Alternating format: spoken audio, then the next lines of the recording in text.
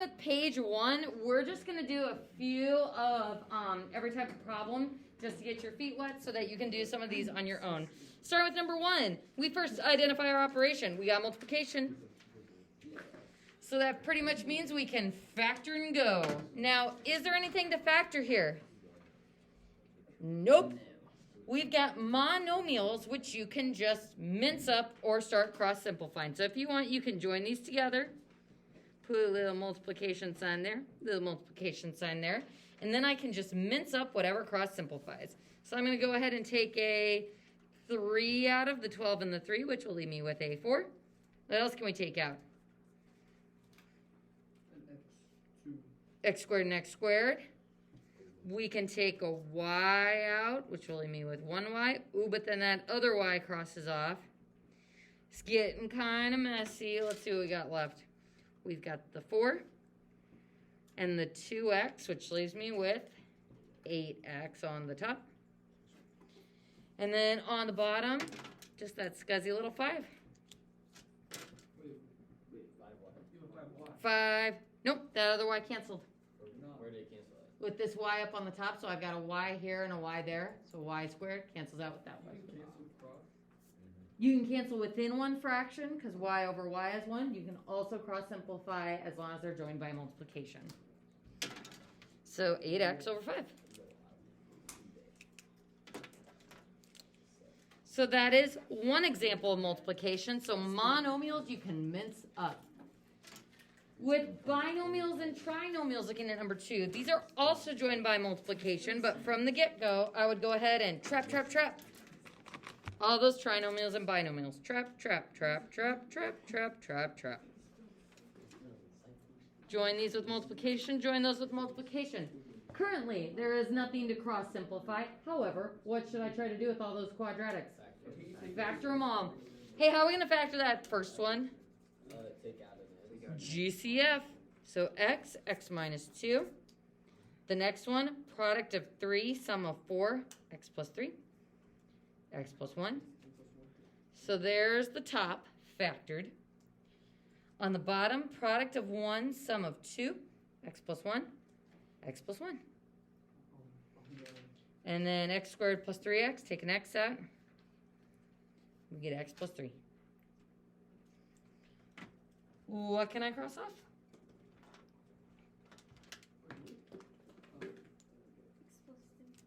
X plus 3.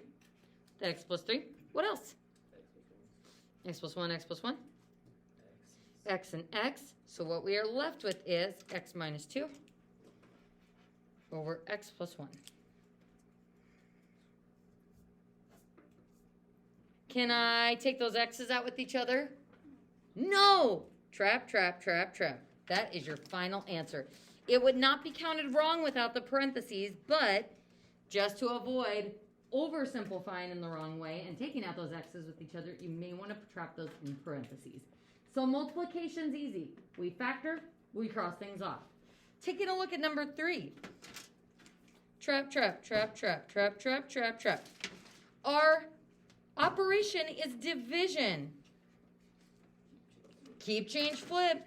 Keep the first fraction. Change to multiplication and flip the second fractions.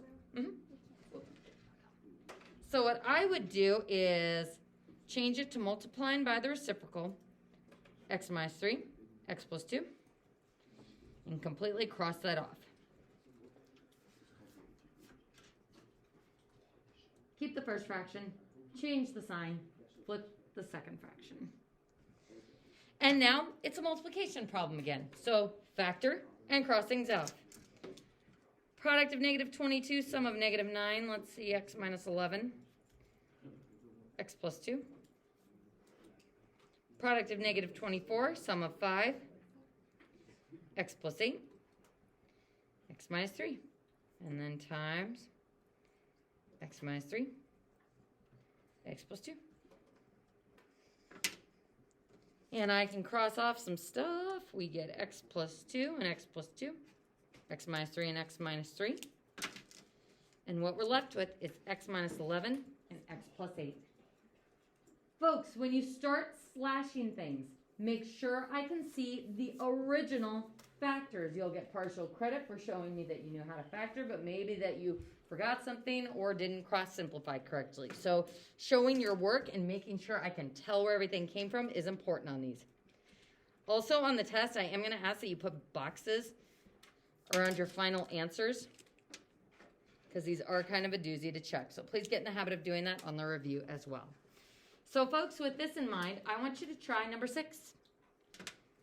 Directly below the one we just did. And put a star by this one.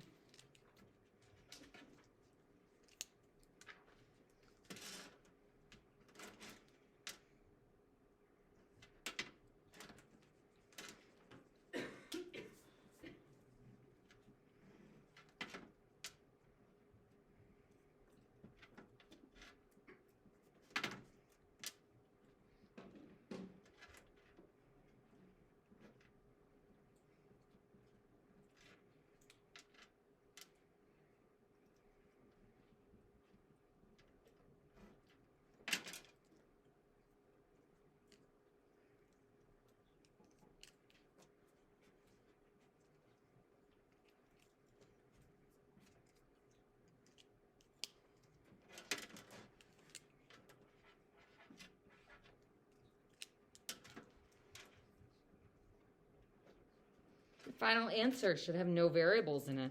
Nice little hint there.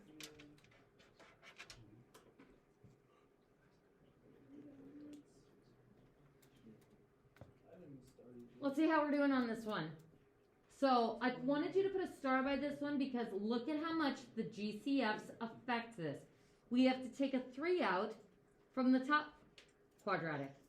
A GCF of 5 out of the bottom one. Those binomials that aren't quadratics are tough to factor. We also need to take a 2 out of that one on the bottom. If you don't take out the GCFs, you're not going to have it fully simplified.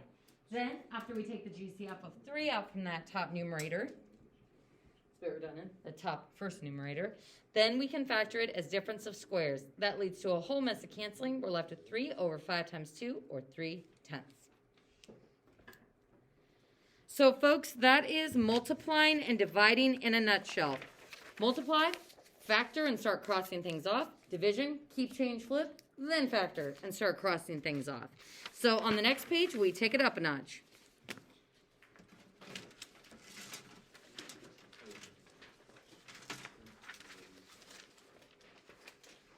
On this next page, we get into adding and subtracting. Step 1.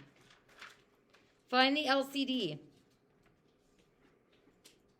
Making sure that you use factor trees for monomials.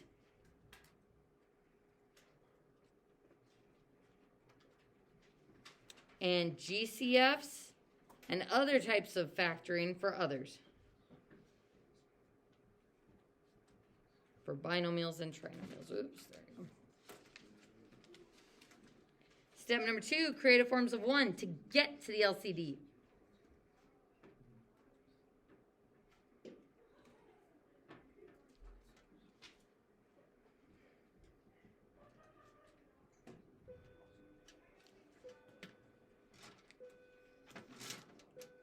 Step 3, this is the most important step.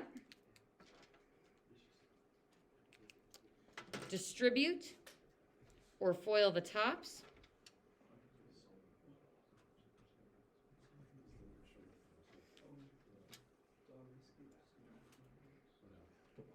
And then slide the denominators together.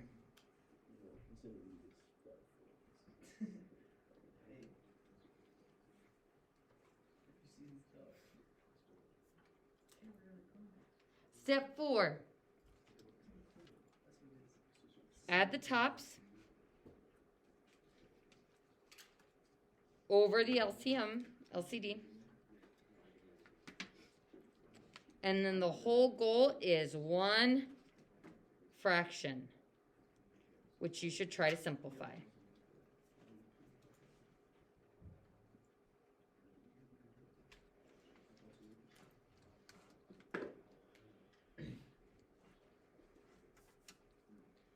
A bit more complicated than factoring, and crossing things off. I put a circle around number 3 with the highlighter. I would do that with number 4 and number 5 as well. The order of those last 3 steps is vital, and that's normally what students mix up.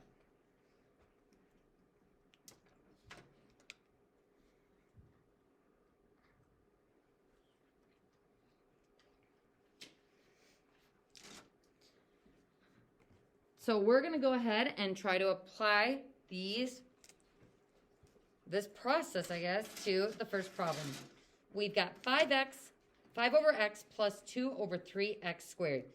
We identify our operation as addition.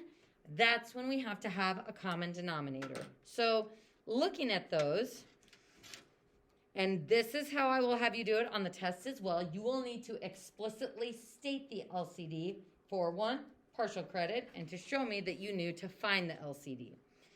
So we've got monomials. Can I factor tree either of these? Not really. What's the greatest amount of 3's that we have? 1, 3. Greatest amount of x's we have? X squared. So there's our LCD for this one. So now we want to get to the LCD using creative forms of 1. So I've got 5 over x. What do I need to multiply that by to get to the LCD? This is the denominator we have, x. This is the denominator we want, 3x squared. What are we missing? 3x. So we multiply by 3x over 3x because that is multiplying by 1 and it is not changing the value. Second fraction, do we need a creative form of 1 here? Nope. The denominator we have is the denominator we want, so we are good to go there. All right, folks, we are to step 3. Distribute and FOIL the tops. Nothing to FOIL, barely to distribute. We get 15x over the LCD, 3x squared, plus 2 over 3x squared. What do we do now? Add what? The numerator. Just the numerators. Can I actually add 15x and 2 together? No. No. So if you're like, well, that was dumb, what's the point? The point is, we can put those tops over the 1 common denominator, and we now have 1 fraction instead of 2 fractions. So that was the whole goal of this, was to carry out the operation. Here I have 2 fractions. Now we have 1 fraction. Can I simplify that fraction any further? Can I take a 3 out of 15 and 3? No.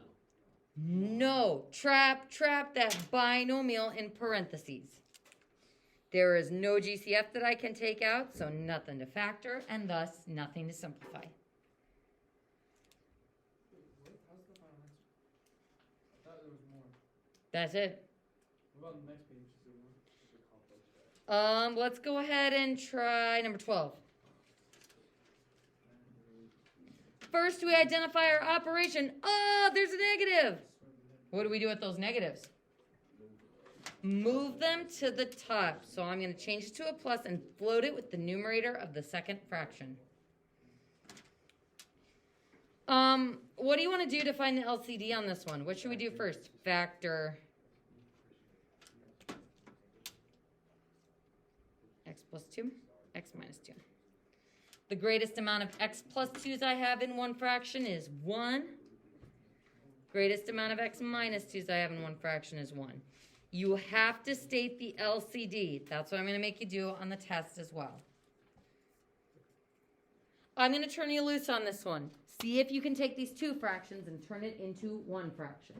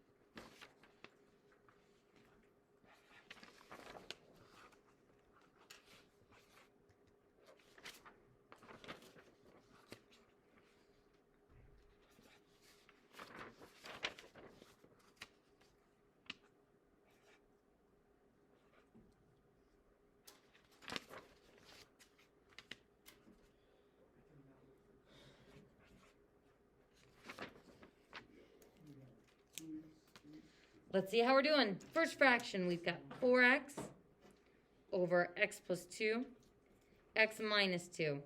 What do we need to do to get it to look like the LCD? We've already got the LCD. I don't have to do anything to that fraction.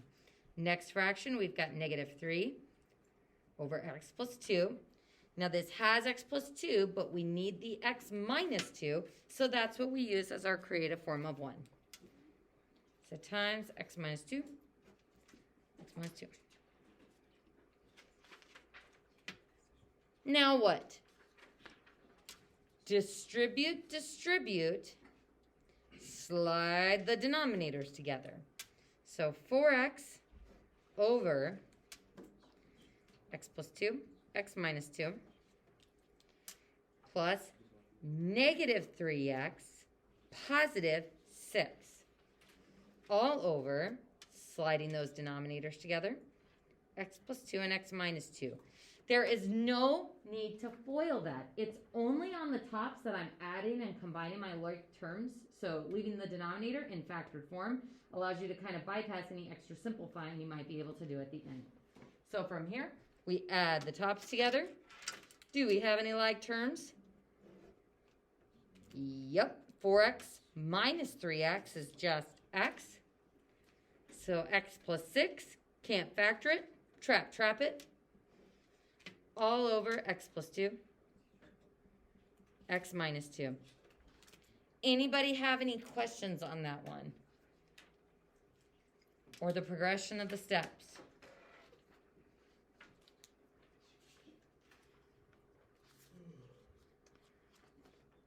All right then, it is time for number 18. I'm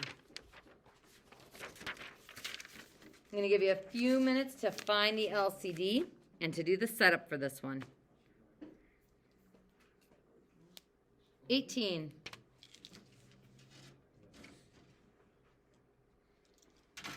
Remember to state the LCD.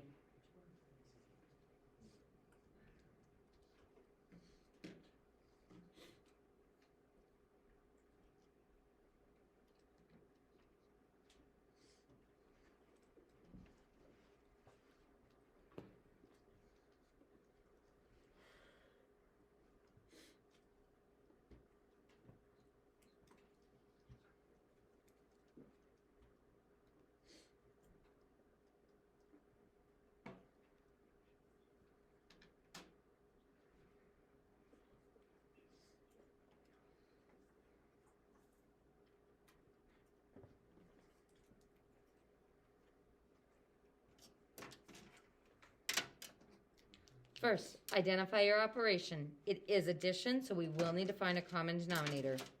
Factor the denominators. X plus 3, x minus 3, then x and x minus 3.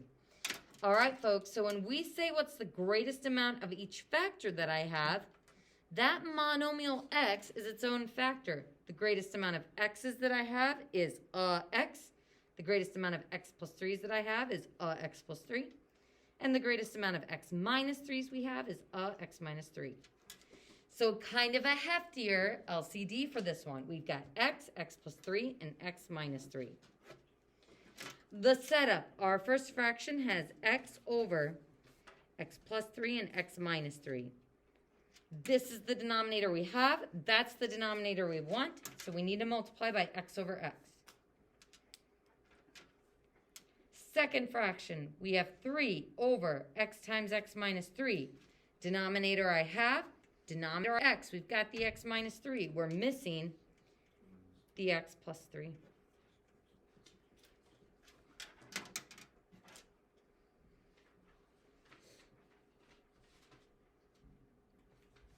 Continue from here.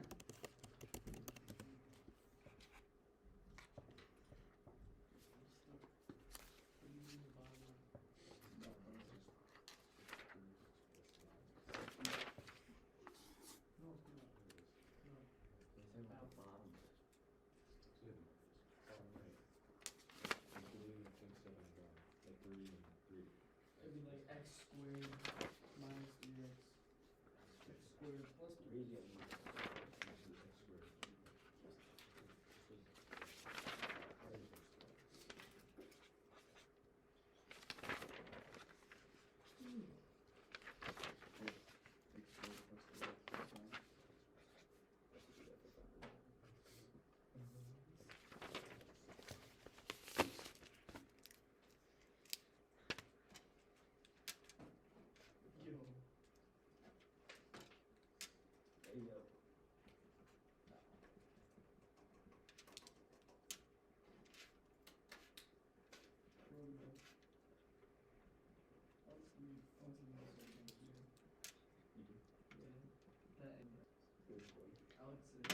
We go to add the tops together after we distribute.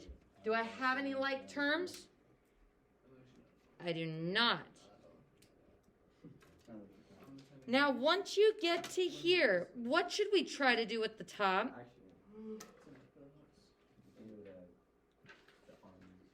We should try to factor it. Product of 9, sum of 3. Can we do that? No. So that means trap that sucker. That's as simplified as that's going to go. You should always try to factor at the end, but sometimes you will not be able to. Folks, what questions do we have there? All right, it's complex fraction time on the next page. We're going to go through number 19 first. First, how to identify a complex fraction. Looks terrible. Too many vinculums. Too many fractions stacked on fractions. For these, I'll wait. Hey, yo. Wait, what are we talking about? Shut up. You. Oh my god, so funny. I thought that was original, funny, and dumb. Unless you guys just want to work on it. That's fine too.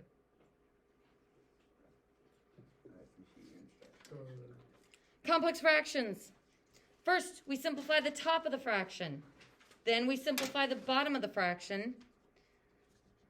Final step is the division in between.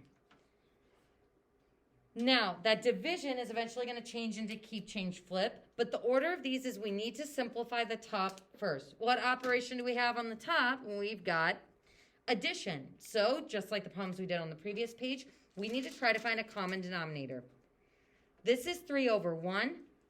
This is 9 over x minus 3. On the bottom, we have 4 over 1 and x minus 3 in the denominator as well.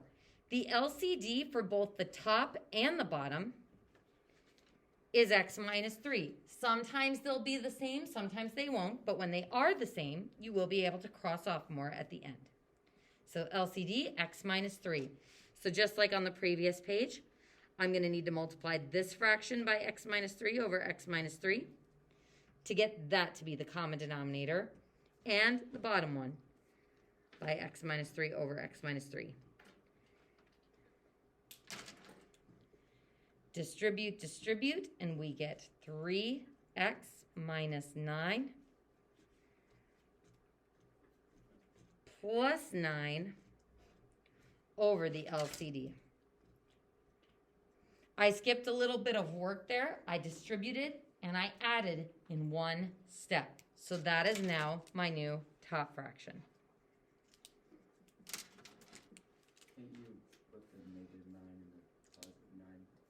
Yep, so those are going to cancel. And that gives us 3x over x minus 3. And I cannot simplify that any further. Can't take a 3 out, can't take an x out. So there is my top fraction. Now for the bottom, same thing. We are going to distribute the 4 to the x, the 4 to the negative 3. So 4x minus 12. And then adding that to the top of the other fraction, plus 12, all over x minus 3.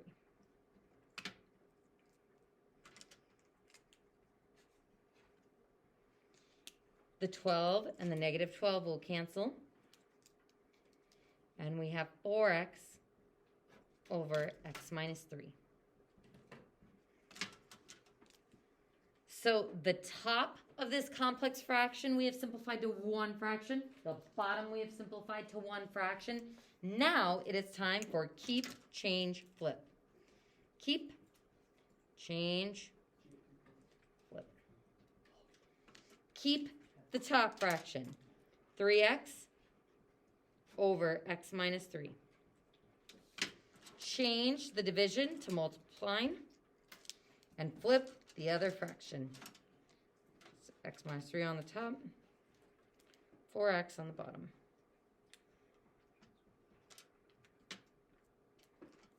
What cross simplifies? more. And the x's. So, folks, remember, monomials you can mince up. I can take out the x with the x, since this is 3 times x. That is 4 times x. So what we are left with is just a very lovely 3/4. And I think we would all agree that that's way better than the monstrosity that we started off with.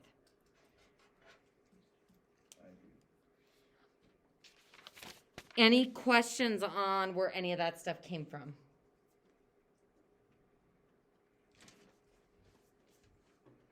Try number 21.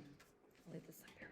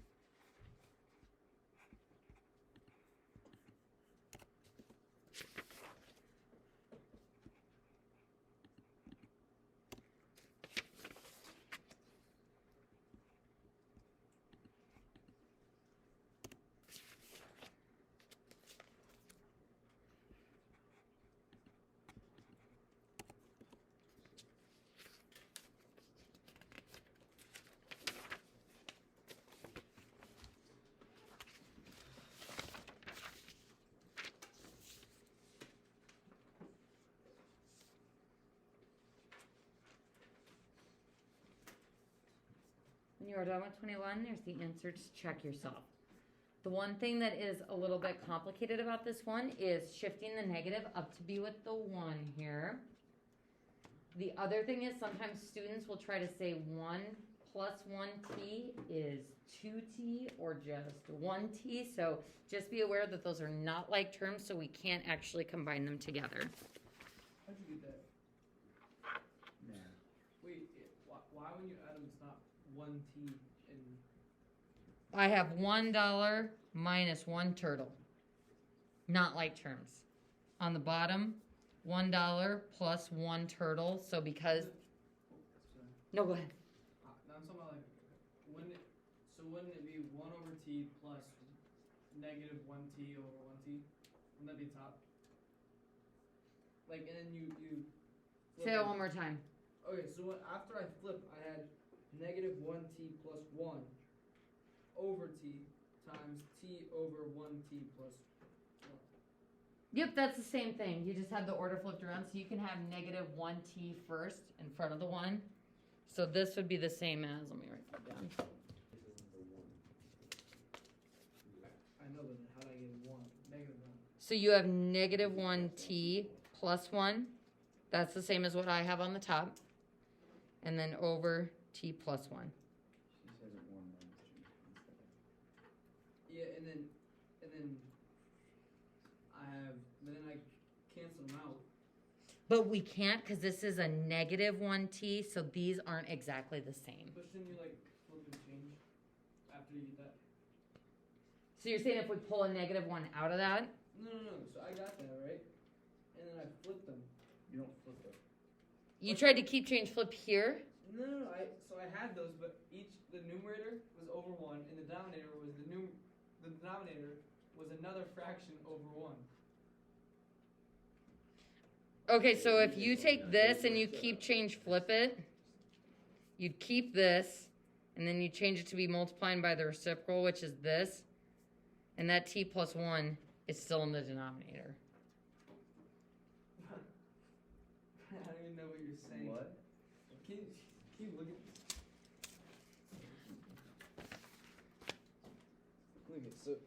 So I have that. Then I get there over t.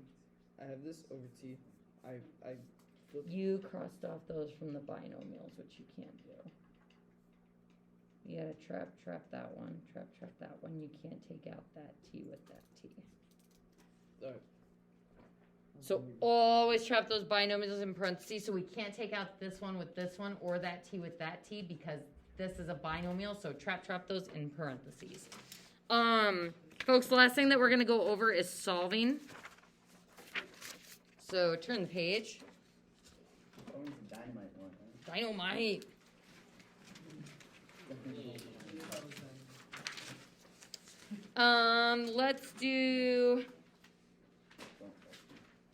Let's do 26, 29, and 32 together. So, we're going to start with 26. First, how do I identify a solving problem? There's an equal sign. So first we look at the denominators to determine our dynamite and any restrictions that we have. So looking at our denominators, there's nothing to factor. What is our LCD? X minus 4. Dynamite.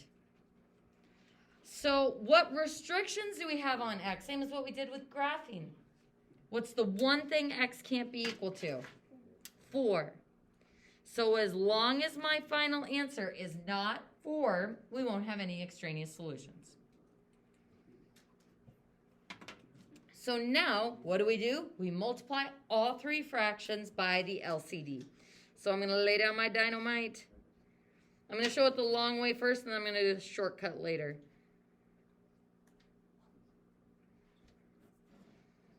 Dynamite in front of the first fraction. Dynamite in front of the second fraction, which is just 1 over 1.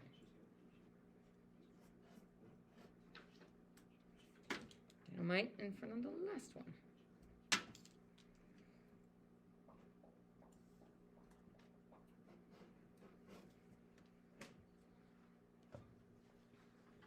So the setup's kind of annoying, but then we get to cross-simplify things. If you want to put all those LCDs over 1, you can. Just to show that these are going to cross off, leaving me with just X.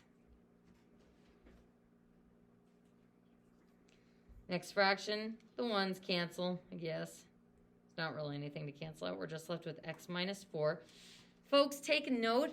I am bringing down the X minus 4 and this plus sign from between the boxes. I have seen students try to distribute this X to that X minus 4. So be careful with your signs and how you are bringing them down in work, which is why I do recommend the box method, even though it is a little bit wordier, numberier.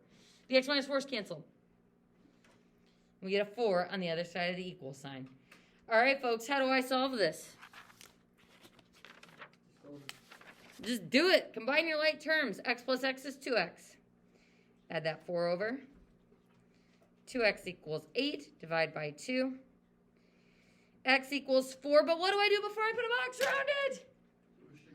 Check it against the restrictions. And do we have a problem? So we get 4. But hey, it can't be 4. So wah wah. It's extraneous. So what is our answer to the problem? No. X is not equal to 9. No solution. Will that do prime? No. Prime is not factorable. No solution means unsolvable. Are there any prime ones? Yeah, there's some stuff we can't factor. So no solution. So you don't have to write extraneous. You can just put a simple X through it. But folks, please make sure you are checking it against the restrictions. All right, folks. Number 29. We identify it as a solving problem because there's an equal sign. We look at our denominators. Gross. 2X plus 3. Can't factor it. Trap, trap. 2X minus 3. Can't factor it. Trap, trap. Can I factor 4X squared minus 9? Difference of squares. Oh, thank goodness. 2X plus 3. 2X minus 3. So what's our LCD dynamite? 2X plus 3. Bless you. And 2X minus 3. Thank you.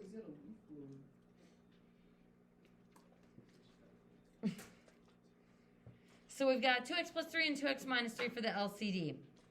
Restrictions on x.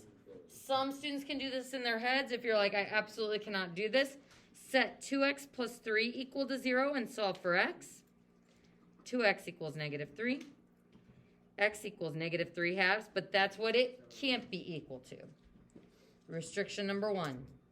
Set this one equal to 0. 2x equals 3. X equals 3 halves. But it can't be equal to 3 halves because that would make the other denominator equal to 0. So in order to find the restrictions, set the denominators equal to 0 and solve for x. So I have 2 restrictions. Next, we are going to blow up each of these fractions by multiplying by the dynamite. Because I already used some space to show the restriction work, I'm going to go ahead and use the shortcut here. When I multiply this first fraction by the LCD, the 2x plus 3's cancel, and I'm left with the 5 on the top times the 2x minus 3. So 5 times 2x minus 3 for the first fraction. Bring down that plus sign. Second fraction, the 2x minus 3 will cancel with that dynamite 2x minus 3, and we're left with 4 times 2x plus 3.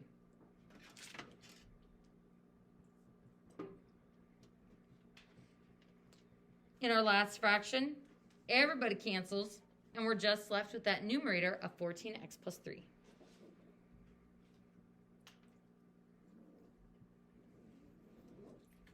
See if you can solve this one from here. Go.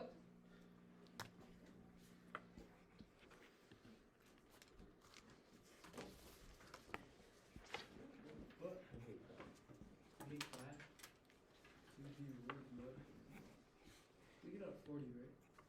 31. It is 131. So we are out. It's time for me to leave. Goodbye.